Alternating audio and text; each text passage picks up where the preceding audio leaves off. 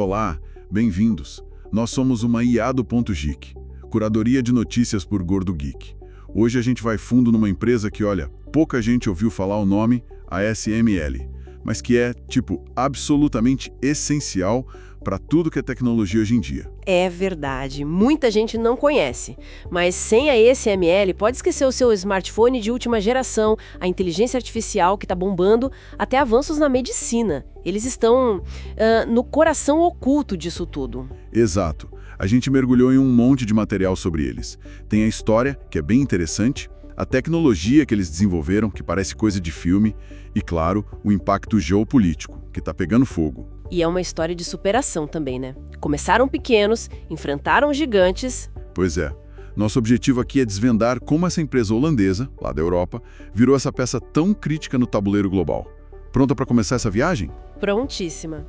Acho fascinante como uma única empresa pode ter tanto poder tecnológico. Então vamos lá.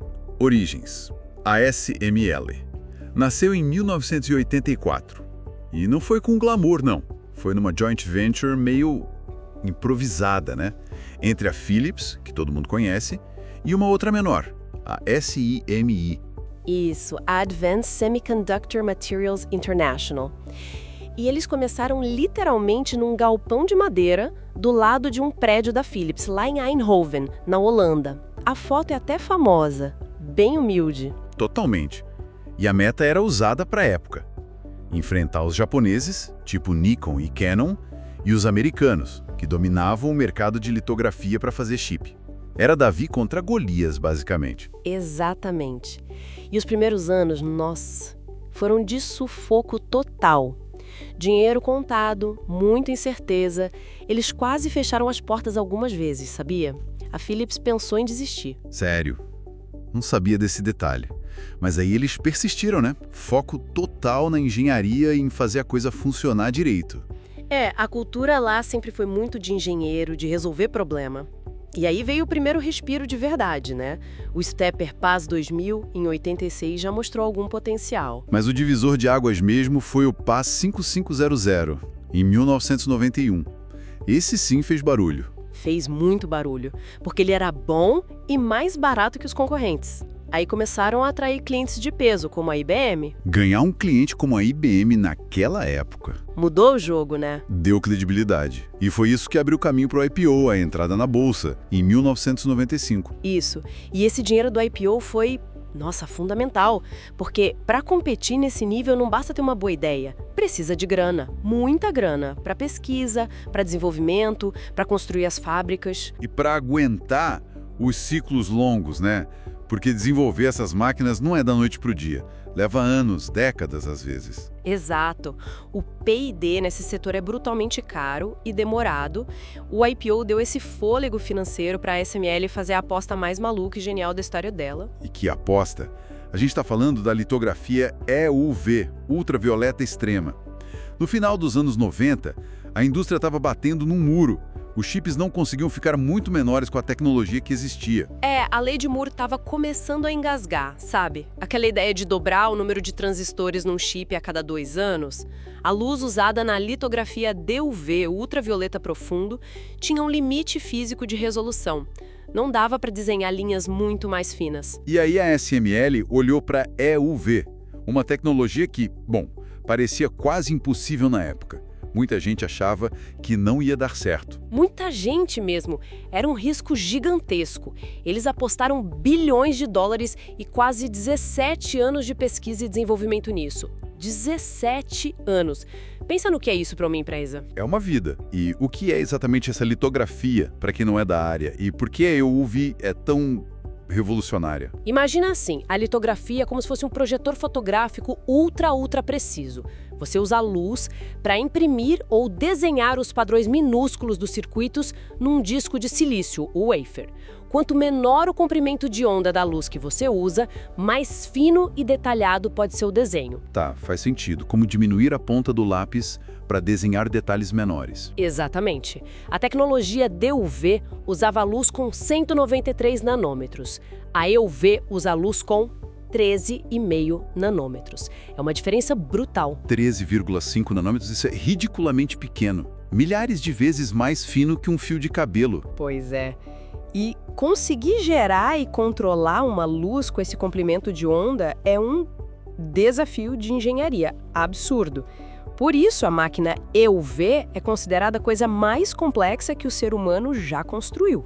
Os números impressionam, né? Custa entre 150 a 200 milhões de dólares cada uma, pesa umas 180 toneladas, precisa de vários Boeing 747 para transportar as peças. E tem mais de 100 mil componentes. É um monstro tecnológico. E o funcionamento dela é fascinante. Conta mais. Como eles geram essa luz EUV? Não é só ligar uma lâmpada especial, né? Haha, quem dera fosse simples assim. É um processo incrível. Primeiro, tem um laser de CO2 extremamente potente, feito pela empresa alemã Tramk. Esse laser é um dos mais potentes usados industrialmente no mundo. Ok, um laser gigante. Sim. Aí esse laser, na verdade, são 2 pulsos dele, atinge minúsculas gotas de estanho derretido. Cada gota tem uns 30 micrômetros de diâmetro, menor que um fio de cabelo. E isso acontece 50 mil vezes por segundo. 50 mil gotas de estanho por segundo? Que loucura! Total. O primeiro pulso do laser achata a gota, o segundo pulveriza ela, criando uma bola de plasma que chega a 220 mil graus Celsius. É mais quente que a superfície do Sol. Meu Deus! 220 mil graus. É nesse plasma incandescente que a luz EUV de 13,5 nanômetros é emitida. Só que ela é emitida em todas as direções e é muito pouca luz útil que sai dali. Ah, então tem que coletar e direcionar essa luz, imagino. Exato. E aí entra outra parceira crucial, a Carl Zeiss, outra empresa alemã especialista em ótica. A luz EUV é absorvida por quase tudo, inclusive lentes normais e até o ar. Então ela precisa viajar no vácuo quase perfeito dentro da máquina. Vácuo? Dentro da máquina inteira? Praticamente.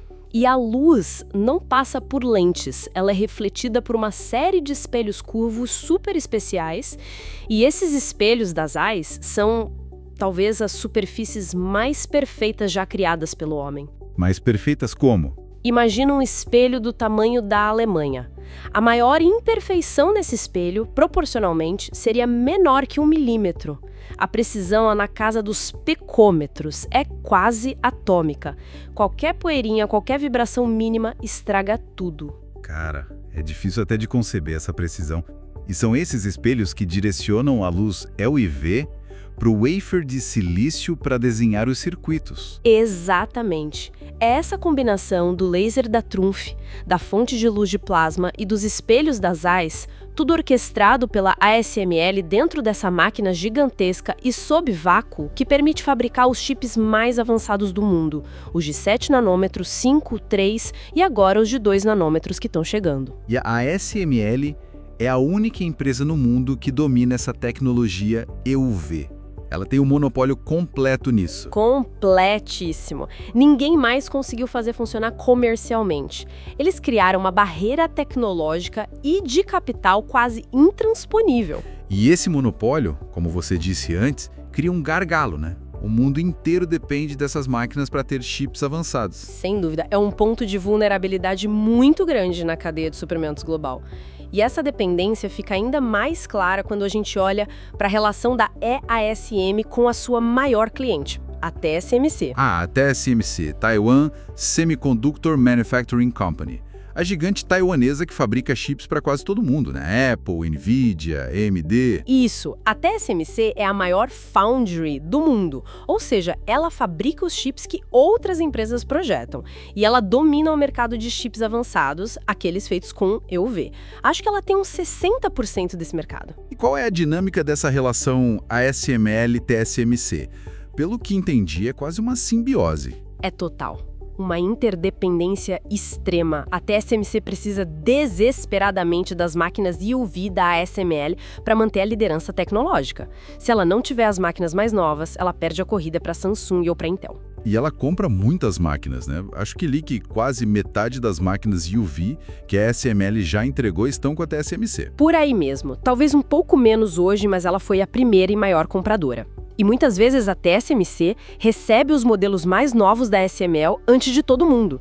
É uma vantagem competitiva enorme. E para o lado da SML, qual a vantagem além de vender as máquinas caríssimas? A TSMC não é só cliente, ela é uma parceira fundamental para validar a tecnologia. Como a TSMC usa as máquinas em produção massiva, ela dá um feedback super rápido e preciso para a SML sobre o que funciona, o que precisa melhorar. Isso acelera demais o desenvolvimento. Entendi. A TSMC ajuda a refinar a tecnologia na prática. Exato. Tanto que em 2012, a TSMC, junto com a Intel e a Samsung, chegou a investir diretamente na SML para ajudar a acelerar o desenvolvimento da EUV, que estava demorando e custando mais que o previsto. Eles precisavam que a tecnologia ficasse pronta logo. Que interessante. Então os próprios clientes colocaram dinheiro na SML para garantir que a tecnologia-chave deles ficasse pronta. Mostra o nível da dependência. Total. E essa dependência mútua tem um lado tenso, né? Principalmente considerando a situação geopolítica de Taiwan. Sim, se algo acontece em Taiwan, a produção mundial de chips avançados para... Exato.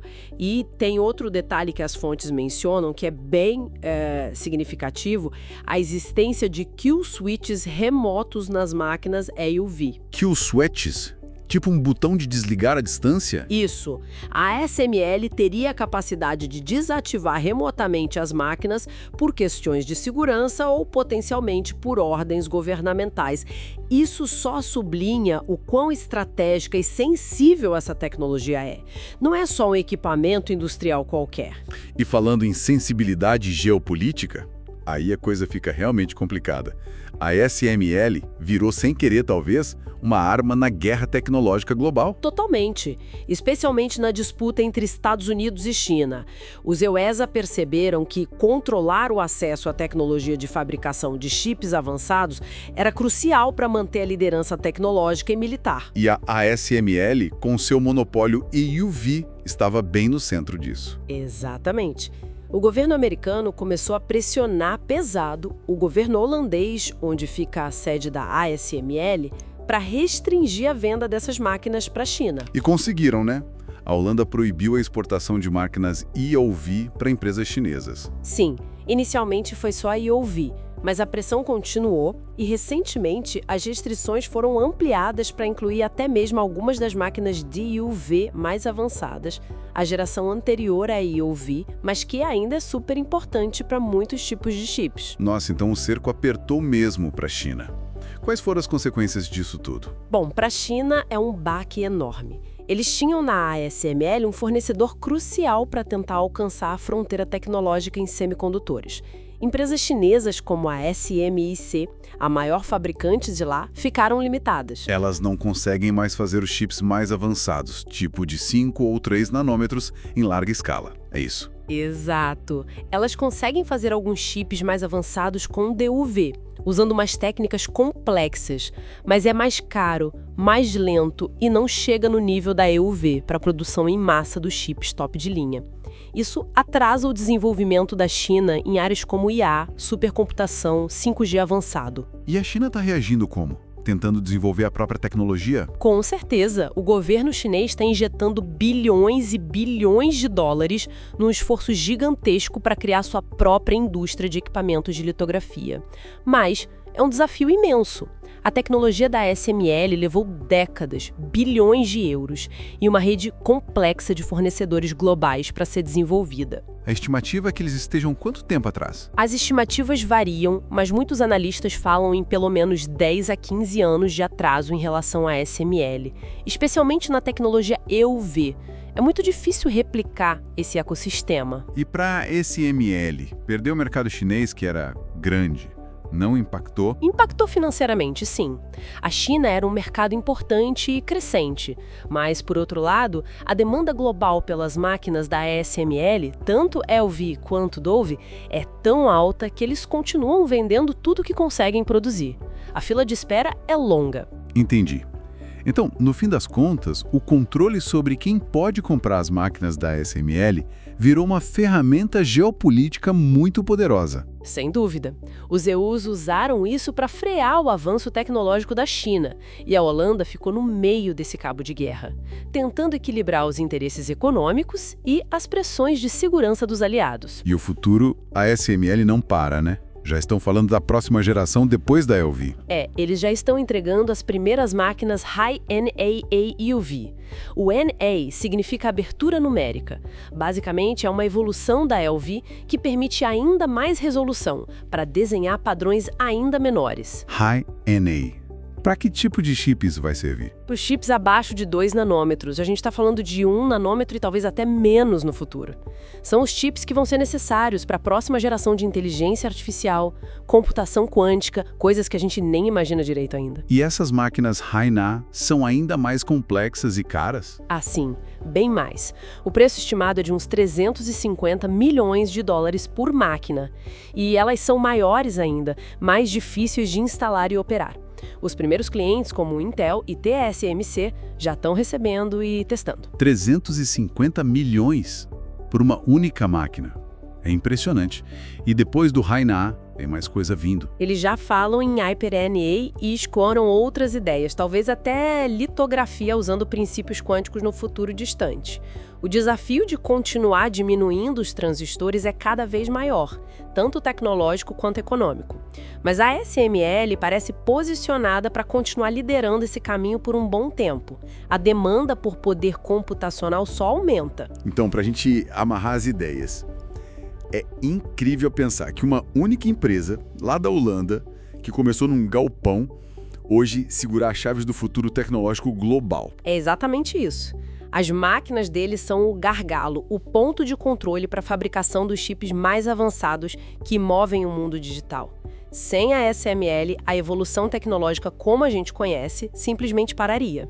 E o destino dessa empresa está totalmente ligado às grandes forças do nosso tempo, a inovação tecnológica acelerada e as tensões geopolíticas cada vez mais acirradas. Precisamente.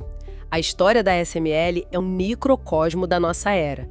Mostra como a tecnologia de ponta se tornou central para a economia e para o poder no século XXI. Bom, acho que demos uma boa geral na história, na tecnologia impressionante e na importância geopolítica dessa empresa fascinante que é a ASML. Uma jornada e tanto, né? Com certeza. É um daqueles assuntos que quanto mais a gente aprende, mais percebe o quão complexo e interconectado o mundo da tecnologia é. Verdade. Bom, por hoje é isso. Se você que acompanhou a gente gostou dessa análise, não esquece de deixar seu comentário, curtir e compartilhar com quem também se interessa por tecnologia e geopolítica. Ajuda muito a gente a continuar trazendo esses conteúdos. Isso aí. E a gente volta na próxima com mais tecnologia e análise. Obrigado pela companhia e até lá.